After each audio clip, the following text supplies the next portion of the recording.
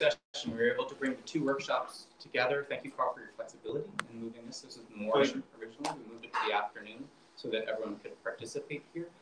Two quick program notes. I mentioned them, I think, when we only had the one workshop in here. So first, we have a collaborative note-taking document. If you go to Rules as Code, there's a link at the top. So you can click on that.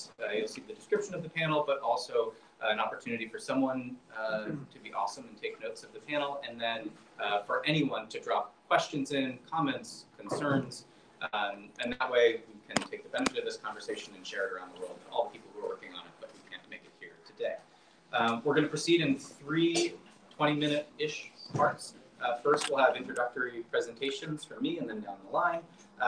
Then we'll have questions for the panel. I'll try to rely on the questions that you put into the collaborative document. And then third, I'd like to do a little bit of a flipped Q&A. So we have representatives from the government of Canada here who are working on a pilot project on Rules as Code. And so they have many questions for the smart people in the room here to help them along their way. So we'll do a little bit of a flipped Q&A, asking you guys the questions and then seeking your insights. I'll begin. My name is Jameson Dempsey. I'm a residential fellow at Codex, which is the Stanford Center for Legal Informatics. I'm also a global director of Legal Hackers, which is the largest grassroots legal innovation community in the world, with 150 chapters around the world, including a couple of chapter leads here in the room today. Previously, I was a practicing regulatory attorney focusing on telecommunications and technology law in Washington, D.C. and in New York City. Today, I'm really excited to welcome panelists from Singapore, Australia, and Canada to discuss the emerging Rules as Code movement. It's a global community focused on deploying public computational law systems within and in partnership with legislative and rulemaking bodies.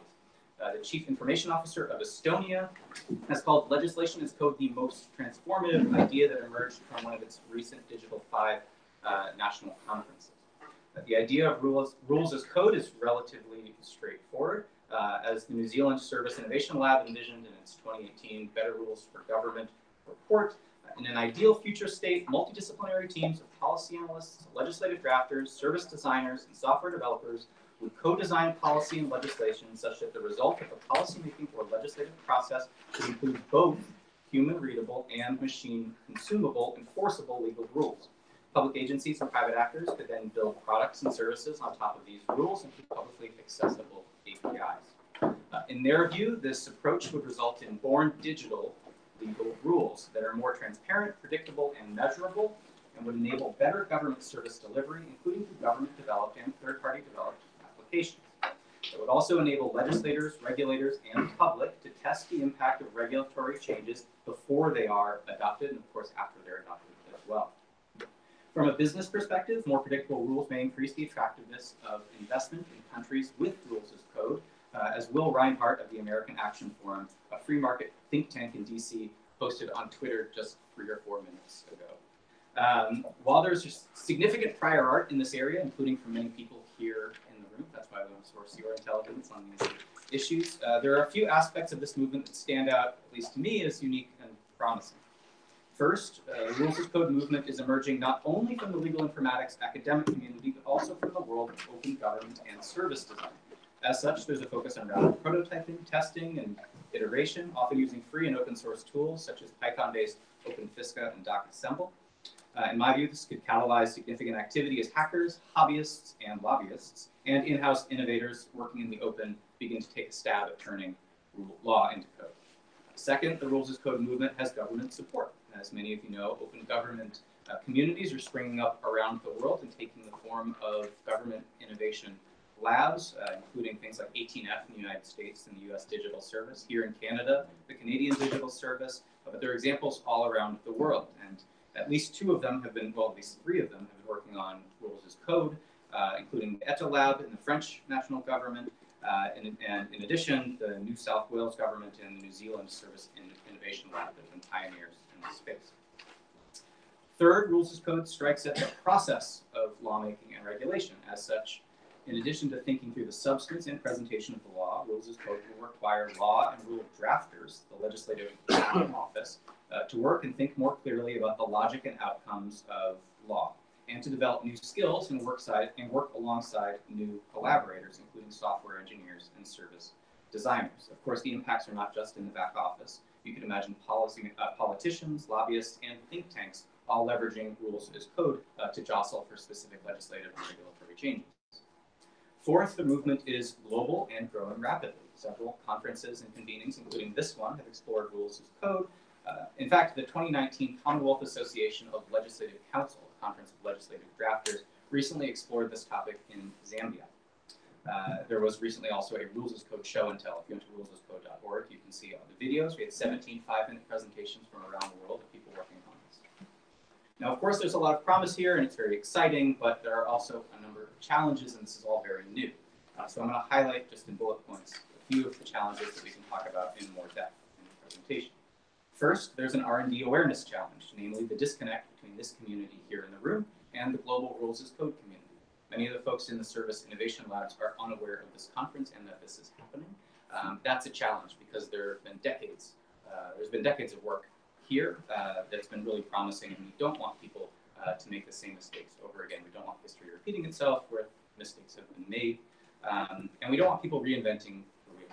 Second, there's a human-centered design challenge. Specifically, there's a need to identify and figure out how to meaningfully include key stakeholders in this process, including members of the public and entities impacted by new laws and regulations. The hope is that by doing so, it'll transform compliance operations and public access to an understanding of law and legal process. Third, there are technical challenges with rules as code systems. I'll leave that up to some of our panelists to discuss. Fourth, there are political and legal challenges. There's a big difference between a government innovation lab running a pilot and a legislative or regulatory body enacting rules as code, and we're a long way off, especially where some legislators we know don't even use email. And there may be political headwinds to this process altogether. Finally, there are software development challenges, namely who should be building rules as code, the private sector, the public sector, some mix of both. And while commercial teams have perhaps been more successful at developing and deploying public computational law systems, there's a real risk of regulatory capture, as David mentioned this morning. In fact, some tax preparation companies within the United States recently lobbied for an amendment that would have prohibited the government from offering free tax preparation software. The amendment was dropped, but the fact that it was introduced, I think, speaks volumes. Sixth, there's a broader question about whether formalizing prescriptive rules-based systems in government is the right approach at all. For example, there's a growing call for more adaptive outcome or risk-based regulatory systems that rely on data and machine learning to achieve goals in a more flexible way than existing complex regulatory apparatuses. One example here is in spectrum management, where adaptive spectrum management has been proposed and lobbied for in the 5G context. So with that, I'd like to turn it over to our other panel members for their introductory remarks. Each will have between 5 to 10 minutes. I'm going to start maybe with Scott. Yeah, from Transport Canada. So I'm going to plug this in. Yep. Okay, so I'm Scott McNaughton. I'm with the Canada School of Public Service. And Juliette Bastien with Transport Canada. So we just recently started a discovery project with Rules as Code. So we're going to give some context and some introduction to what we're doing. Should I control the slides? Or? Yeah.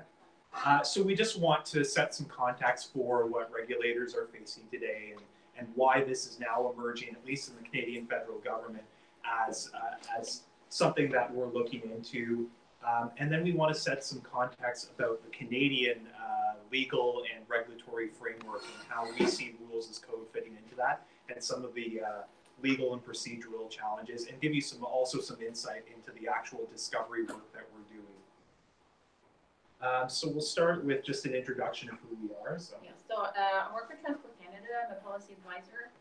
And Transport Canada is the federal department that has a mandate to ensure a safe and secure and efficient and environmentally responsible transportation system in Canada. And we're responsible for the Government of Canada's transportation policies and programs. And what we do is we develop legislative, regulatory, surveillance, and enforcement activities. So we are the regulator, so we are the rule maker in terms of transportation. In 2016, we recognized as a department that we were not keeping pace with changes that are happening around us. So we embarked on an ambitious transformation plan, which I'm working under Transformation and Transport Canada. So the aim of the plan was to rethink how we design, how we deliver our programs, and how we do service delivery. And one thing that's interesting with Rules as Code is that the rules that we are looking at for us, for Transport Canada, they're not in legislation. They are but they are not in law. They are in regulations, policies, and guidance.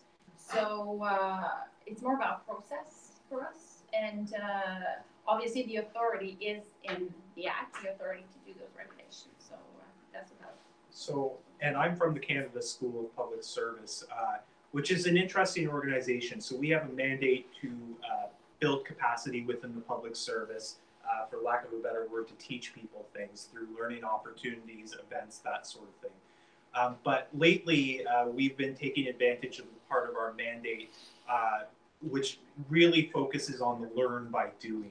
So, you know, we've come to the realization that sitting people in a classroom and trying to teach them stuff only goes so far, and if we're being honest, probably not that far at all. And so now it's about, can we partner with departments who are looking at new and emerging technologies, and can we process that into a learning opportunity for those departments and for those functional communities like regulators, like drafters, as we work on that problem together. So when we look at the Canadian context, what we see is a very complicated regulatory situation. So there are over 2,600 federal regulations and probably thousands more at the provincial, territorial, and municipal level.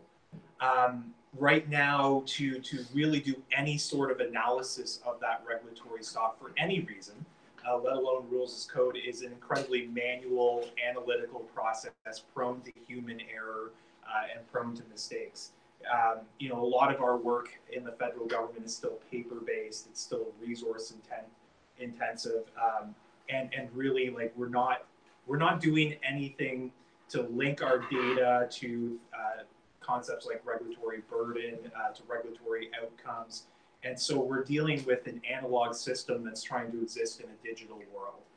And obviously that's not good enough anymore. If you want to add anything? I think no. Okay.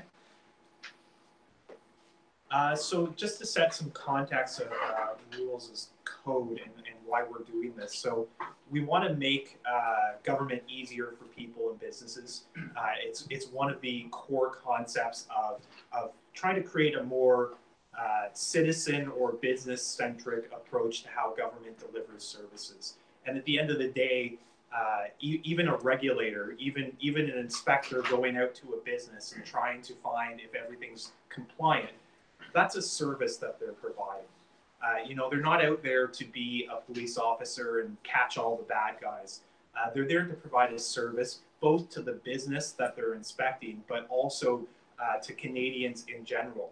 If we make sure that, I'm sure many of you flew in today, so if we made sure that your airplane was safe, that's a service to you. It makes sure that your airplane's not falling out of the sky, that the crew is properly trained and equipped for every situation that could come up while you're in the air. So really that whole rule making and rule enforcing process is a service. And we're slowly in the Canadian system coming to that realization. I'm kind of confused, sorry. I don't know what that's like. Yeah, so I think one of the things we wanted to do at Transport Canada is we have so many rules and we have so many services, as Scott was describing, that we realized that by transforming, you know, do we want to transform and use technology to see how we can better deliver to users? So one thing we were thinking of is looking at Rules as Code, and it's what we decided to do with different partners. And so the assumptions for us behind Rules as Code at Transport Canada, and only based on what we've read, because we haven't started our discovery project yet, is we think we will be able maybe to implement a program through the Rules as Code project, because it would enable us to use digital means to determine eligibility or calculations and things like that, because at Transport Canada we deliver a lot of certificates and licenses. So that could be for the user easier for them to get a license or certificate.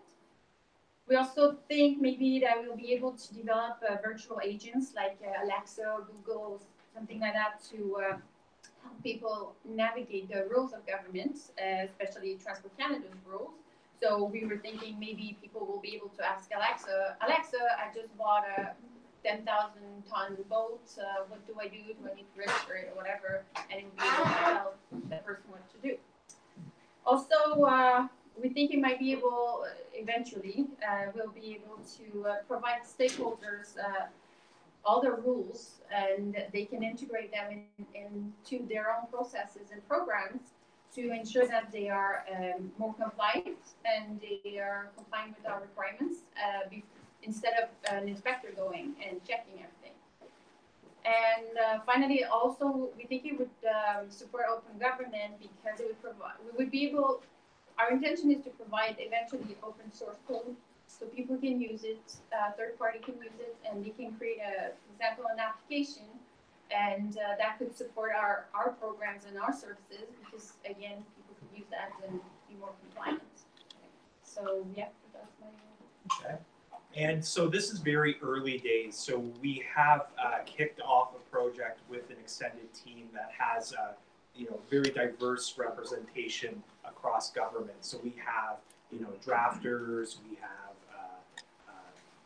lawyers, we have policy people, regulatory people, technical people like developers. So the team is coming together.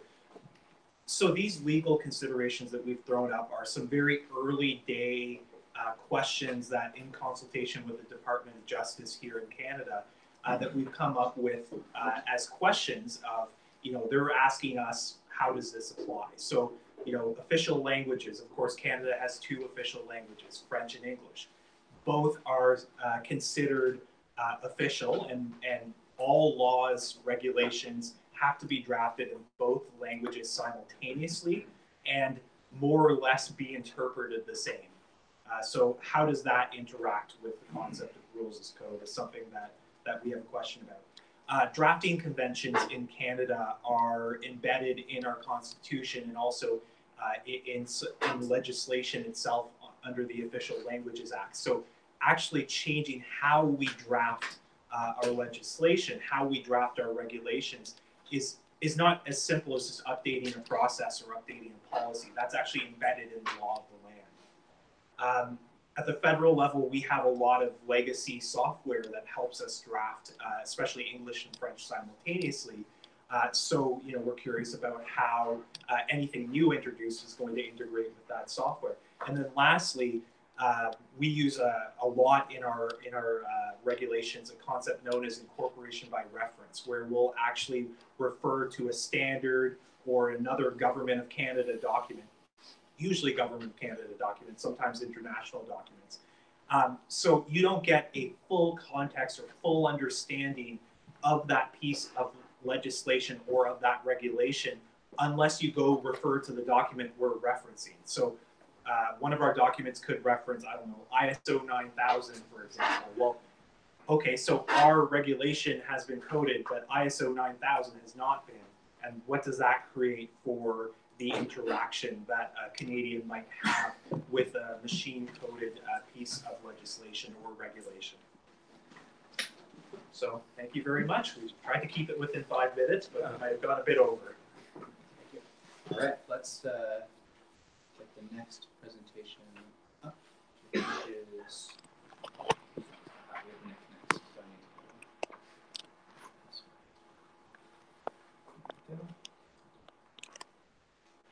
do you want to do this? Do you want to just probably, no, I probably could just place with Scott, if that's okay. Yeah, Scott,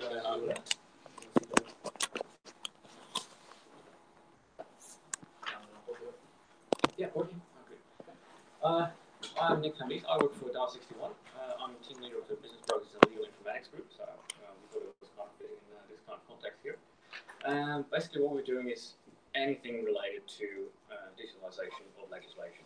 So how can we ensure that compliance of individuals and businesses is actually guaranteed?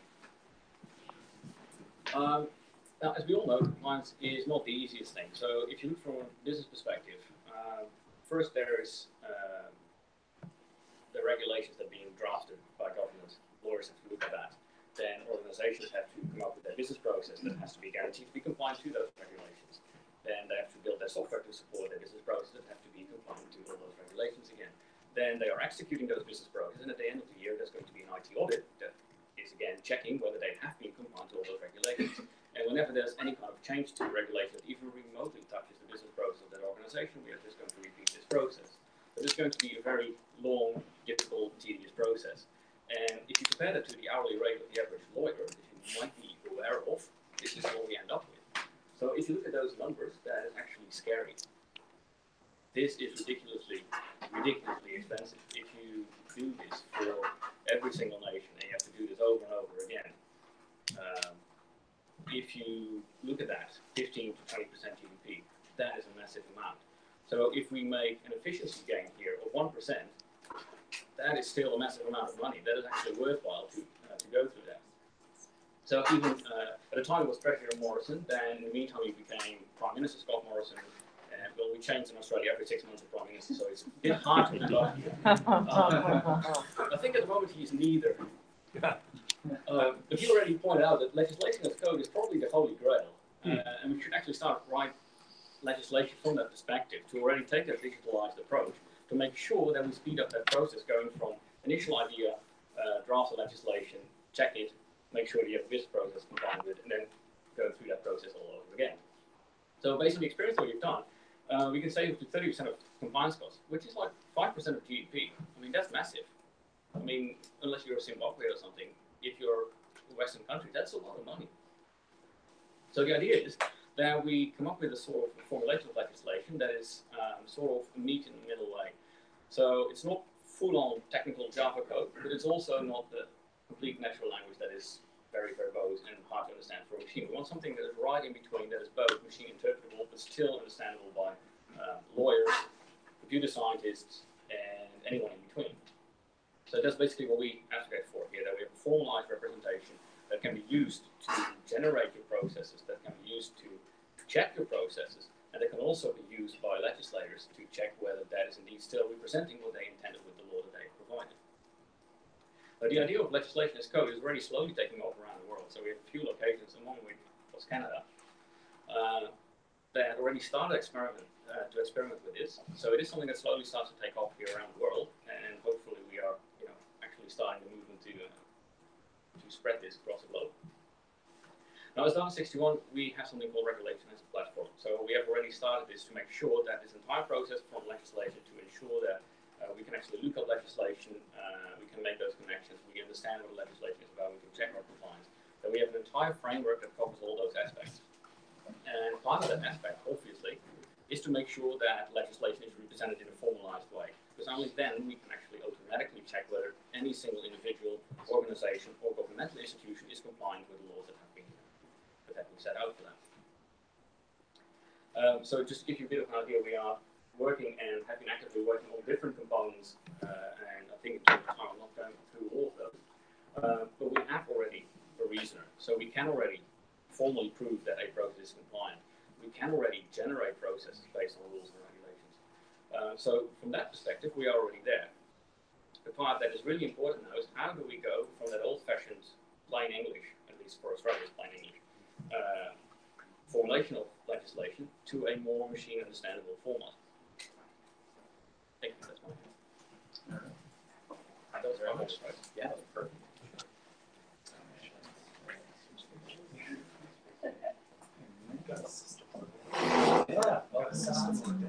Yeah.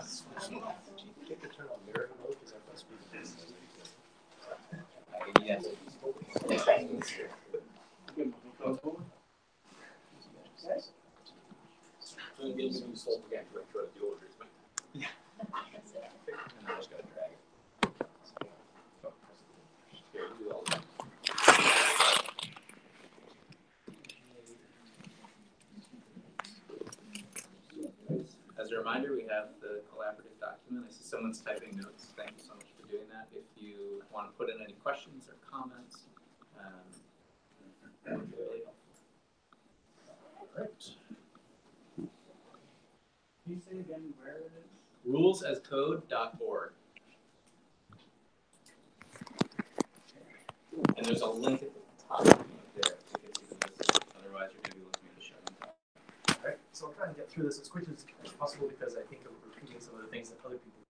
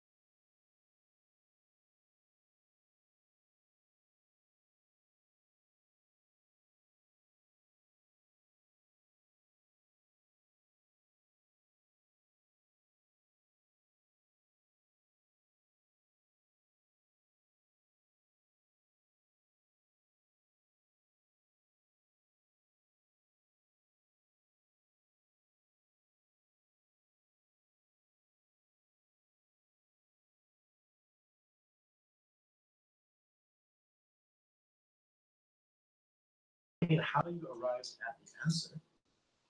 And so maintaining support for isomorphism in our contract language and our